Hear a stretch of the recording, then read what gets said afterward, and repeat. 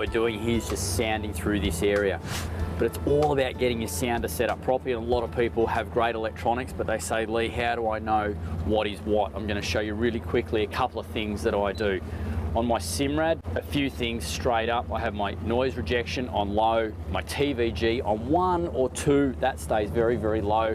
My scroll speed's on about normal or ×2, and in shallow water, the ping speed's high. The shallower the water, the higher the ping speed.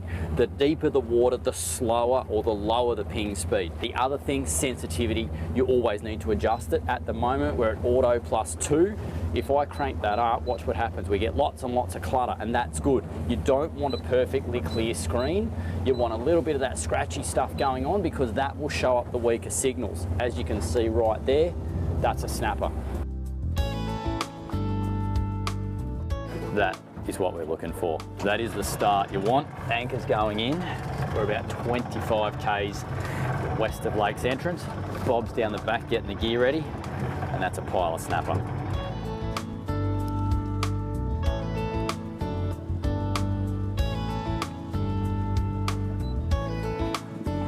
You don't muck around, do you, Bob? No, mate, got to be first in for the first bite, mate. That's it. Now, I have got 2 rods rigged pretty well with floating baits or very small sinkers. What have you got going? I've got a sinking bait on the bottom, Yep. heavy bait, and I've got a nice floater here, mate, yeah. Beautiful. We'll get this burley going, a few cubes, all sorts of stuff. Bob managed to scam some fresh whiting heads off some local boys yesterday who were cleaning them at the table. Variety of baits, first light, prime snapper time.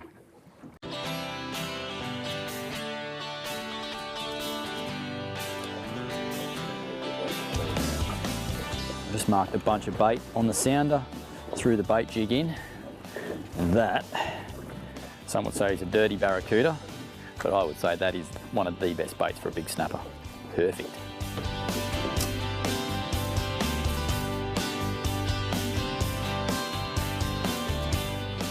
We've got a couple of different outfits here, but the one that I love fishing the most in this part of the world is just so simple. 7.0 Black Magic KL hook, fresh cooter head, yakka head, slimy head, whatever it may be, and a tiny little ball sinker, some mono fishing line, and I'm going to float this bait back. I basically just lob it just a metre or 2 off the back, and I'm just going to feed this back down. And quite often the really big snapper will be mid-water. This bait won't even make it down to the bottom. I'm putting my second rod down with a good old 6.0 snapper snatcher. Just such a good rig, straight under the boat. Bob's getting the secret weapon going with the chunk burley, getting it down deep. Send this to the bottom. Once it hits the bottom, I'm going to have the line tight so that as the boat goes up and down with the swell, it's just got that sinker bouncing on the bottom. That's the start you're after, Bob. Yeah, it's a good fish, Lee. He's going pretty good. A few good head shakes. Taking a fair bit of line too. Nice. And we've got another one going. It's all happening, just like it usually does. The snapper switch on, right as that sun hits the horizon on the way up. These guys feed. People say, why would you drive 4 hours from Melbourne to come and catch a snapper when they're on your doorstep? Yeah. It's a nice fish there. When you see a fish like this, I think it explains why, but also, yeah, Bob, there's the net, mate. All right. This is a place where you truly are a chance of some huge snapper. 9 and 10 kilo fish are quite common here. Beautiful start, Bob. Circle up, pinned him right in the corner there, Lee. Yeah. Nice Right job. where you want it, mate. Would you say that's an average fish for here, Bob? Or? Oh, yeah, he's about an average fish, mate. Yep. Obviously, you get a lot bigger. We're down here trying to target a proper full-grown one, mate. But 9, 10 kilo would be a nice fish, so. But that's a good start. It's good for a feed. Yeah. It's quite amazing that you're out here in the middle of the ocean, 6 or 8 boats still end up fishing in a confined area because there's big rubble patches. Down here we're on a place called the Pipeline, and it's where the gas line runs out to the rigs out there, and there's bits of rubble and rock all along the pipe, and the snapper just move along here to feed and do whatever they do. Yeah, well, there he is, look at that. He's a bit better, Bob. That's a nice fish, Lee. They're just such big looking animals down here. Great big heads on them, great big mouths on them. Oh, Healthy too, aren't they? I'll say, look at that. Solid. Huge mouth, big teeth because they live out here in the ocean just crunching up bait fish and all sorts of stuff. And again, that 7/0 circle right in the corner of the jaw. I'll tell you what, that there is a cracking way to start a morning.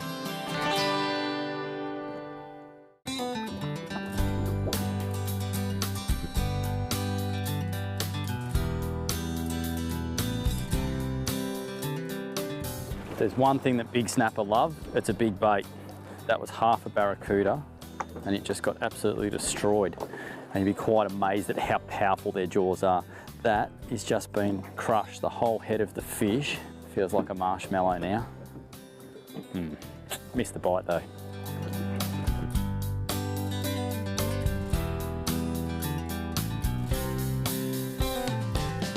All right, my floating bait outfit is quite a neat little unit. Little Metalloid 5 narrow, 20-pound mono on one of the new monster rods. And to that, we've got such a simple system. Some 40-pound Black Magic fluorocarbon, which I've double uni knotted to my main line. There's no swivels, no nothing. A size 1 ball sinker, which is just very, very small because there's not a lot of current out here, and a 7/0 KL hook. The idea of this is we're going to drop that in and it's just going to waft down through the burley trail looking just like another piece of food. On this, I do like to use a nice big bait because I want to try and catch the big fish. So a squid head pinned just like that is absolutely perfect. You don't need to get that hook down into the tentacles because when the big snapper comes along, he will grab the head of the bait, swallow the whole lot, and you'll have him on. From there, I literally drop that over the side, and I do like to hold this outfit. I do like to just get it and just feed it back just like I would for a big yellowfin tuna on the south coast of New South Wales. And when the snapper grabs it, it just takes off at 1,000,000 miles an hour.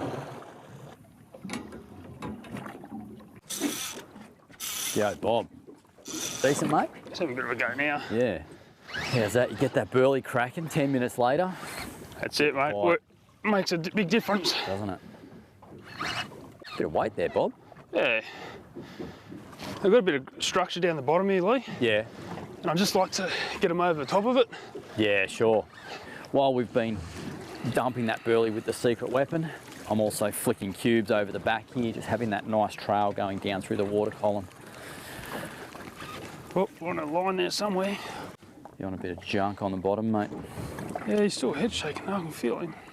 We have an absolute mess going on here. Bob's collected some other old piece of line, so we'll just hand line it up for this last bit, Bob. Here we go.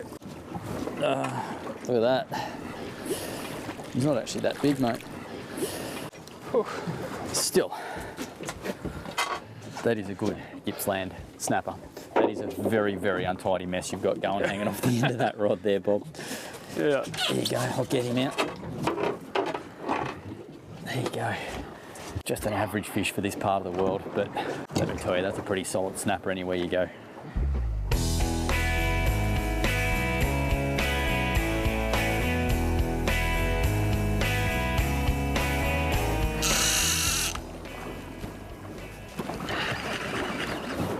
Got him, Bob? Yeah, got him, mate. Yeah.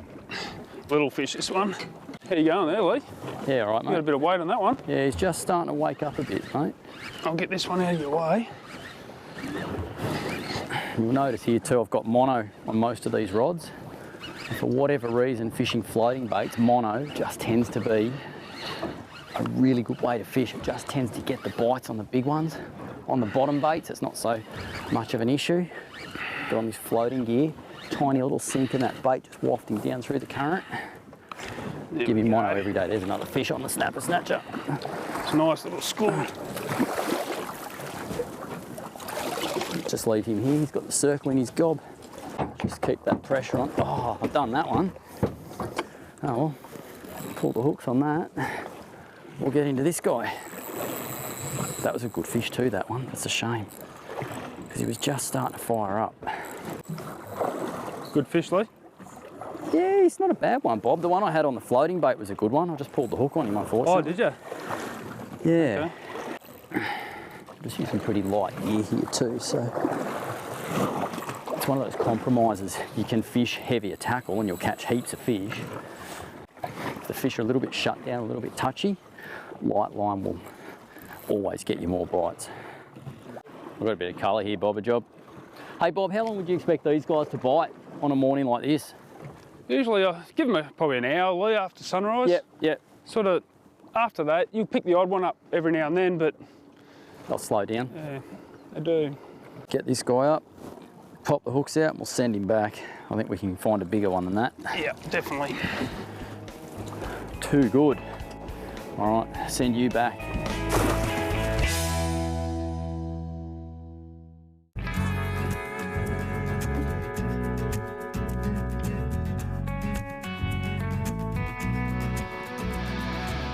When it comes to snapper fishing, there's heaps of hooks you can use, but I have a couple of favourites. When it comes to a single hook, a circle, I find it really hard to go past something like a KL. That curved in tip there rolls into the corner of the jaw every time, and it's so good. Good tip with a KL, if you normally use a 5.0, go to a 6.0. Because that tip comes in, go to a bigger sized hook and it will work better. For these snapper, I'm using a 7.0 today.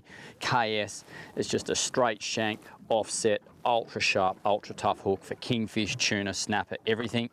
And then the good old suicide pattern. That's the new Black Magic Sea Point. Beautiful hook with this deadly sharp bird's beak tip.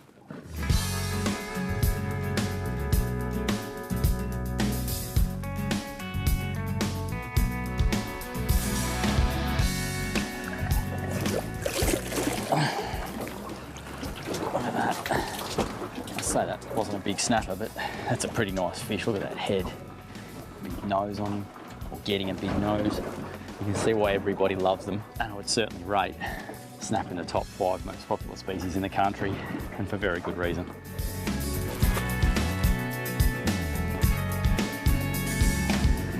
While this may look like a big bait, something long and skinny like that is an absolutely perfect bait for a big snapper. So I'm just going to send this livey down and hold on. I am hoping for the giant of all giant snapper. So hopefully the big bait is going to bring him in.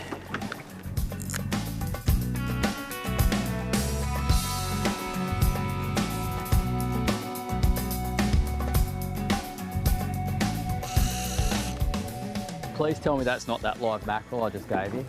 Yes, Lee, it is. Thanks for that bait fish, mate. Thank you. Thank you. And I don't know if a lot of people may be surprised. I think most people think snapper are just one of those species that forage around on the bottom, but they are a real predator and they love nothing more than a live bait, whether it's a squid or a mackerel or a barracuda. And that mackerel would have been out there for 5 minutes. Yep. Got smashed. No problem at all. It's amazing how it changed it too, Lee. Like, very quiet on the bite. Yes. Put a live mackerel down, hammered straight away. Yeah, nice. Now, Bob, I give you all the rubbish in the world because you're always fishing, but the reality is that you work very hard and you work on the rigs out here in Bass Strait. Yep. As a lifestyle, how is it? Yeah, it's great, mate. It's the reason why I do it. It gives me plenty of time at home, you know, a week at home, week offshore working. Yep. Yeah, it's a nice spot to be, Lee. Sure. So you see a lot of things out there, a lot of whales, a lot of seals. Get to see me catch a marlin once in a while. I've watched you catch marlin before out there from the platform and it hurts, yes. It does. I can tell you now too, it's really surprising how big those gas rigs are out there, and you're not allowed too close to them, but when you see them, they are quite huge. But my question is, Bob, they don't get moved. They're in all sorts of weather. Oh, that's a beautiful fish. They're out there in all sorts of weather. Do the rigs move and shake in the swell? They do, mate. In a big swell, they do rock around a fair bit. So you can have that. Now that is the sort of fish that we came to catch. And I reckon in fishing, it's a great thing when you put out the big bait in search of the big fish. That is a beautiful fish, Bob. Bob had the 2-hook rig in that, the circle on the top and that KS on the bottom. I'll give you that fish, mate. Well done. Do I get to claim half of that because I gave you the bait? Mate, if it wasn't for that bait you gave me, I wouldn't have caught it. So yeah, you can take half. Team effort. Very happy with that one. Beautiful fish, Bob. Well done, mate. Go and catch me another live bait, mate. That's it.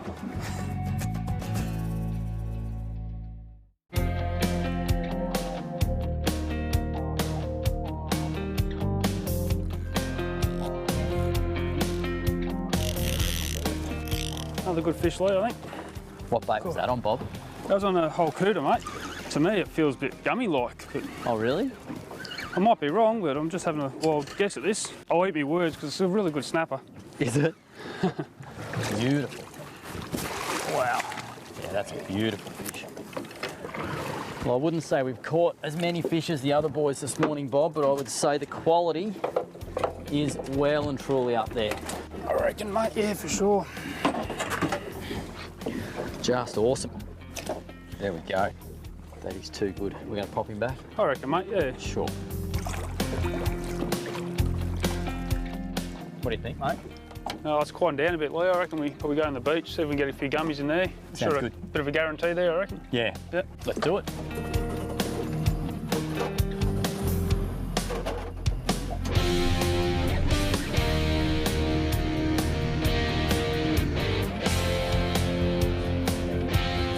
All right, mate. Santa says about 18.5 metres of water. This is the gummy spot. Is it structure? Is it depth? What is it? I find just the depth seems like they just travel up and down around that 19 metres. Yep. Works well for me, so Beautiful. sort of works with me. But yeah, no structure, mate. Okay, and then for people coming down here, the tip would be your burley. You just Yep, good baits, fresh baits, plenty of burley. Yep. And just be patient, just give it time. and they'll come. Yep.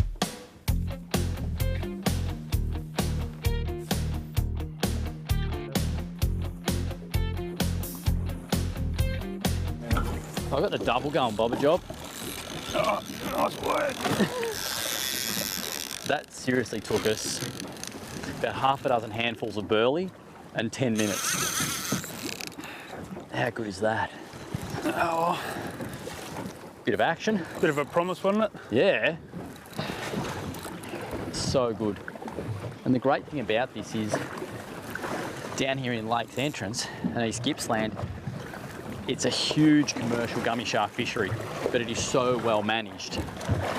And the guys manage it by the size of the net they use, so that any fish under a certain size will go through the net, and any fish over a certain size will bounce off and turn the other way. And doing that, that enables the guys here to just have a consistent fishery with lots and lots of gummy sharks that provides Victoria with loads of flake for the fish and chip shops. Here he comes. Sort of normal size for this area I've always found, but Bob tells me they do get them, 4 and 5 foot, but this is good eating size. There we go. Not a huge fish, but let me tell you, one that tastes so good in a light beer batter and shallow fried. I'll pop these hooks out, I'll give you a better look. Great looking animal, and it's bad luck for him because it's dinner. You right there, Lee? Yep, that's a bit better size, mate. Yeah, he's a bit more of an average sort of fish, mate. Yeah, a couple of kilos, 5 kilos or so of absolutely prime eating. Let's get that hook out. That was never coming out. It's stuck in good. What do you reckon, mate? You said this was your never fail gummy spot, which I would say starts about 10 kilometres that way and probably finishes 10 kilometres that way. Yep, for sure. We've got our 2 for a feed. Yep, I reckon, yeah, good. That's enough. Head back, get some lunch. Yep, sounds like a good day. Let's go do it.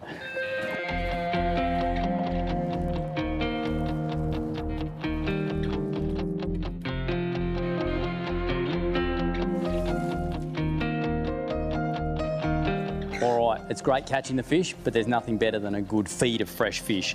The snapper, we looked after them. They've been bled and put into an ice slurry all morning. The gummy sharks, they were bled and gutted, and that's just to make them absolutely perfect eating. I'm going to show you really quickly how to knock the fillets off the snapper and the fillets off the gummy, because there's nothing worse than a wrecked piece of fish. A really simple way that I like to skin them and take the bones out and have fillets of fish, just a cut behind the head like that, and then we cut down behind those belly fins, just like so. Then I'm going to get the big martini knife and we're going to go in there and we're going to run it down along the spine, just like this. We work the knife just along the belly. I'm getting this knife and I'm running it just along the backbone, not through the backbone. From there, I come a few inches in from this tail piece and we cut what is going to be a finger hold into the fillet like that. One big smooth pull like that. And there you have it. You've removed the fillet of the snapper off the body. You've broken the ribs away without wrecking your knife. So I'm going to go very quickly down along what is the lateral line, cut just either side. Then I get my favourite skinning knife, a big soft bladed Rapala Easy Glide. You want a nice flat surface, and we slide that up there like that. What we're going to end up with, an absolutely perfect piece of snapper with not one bone in it. That meat's nice and cold because it's been in that slurry. We'll wash that off in some salt water, and that is as good a eating as you can get. So it's as easy as that. I'm going to knock the sides off this gummy shark. Bob's supposed to be helping me, but he did make the claim that it doesn't look like I've got enough knives, so he's done the bolt, cleaning the boat up, doing whatever. But that's why I love Lakes Entrance. Good people, good mates, and great fishing.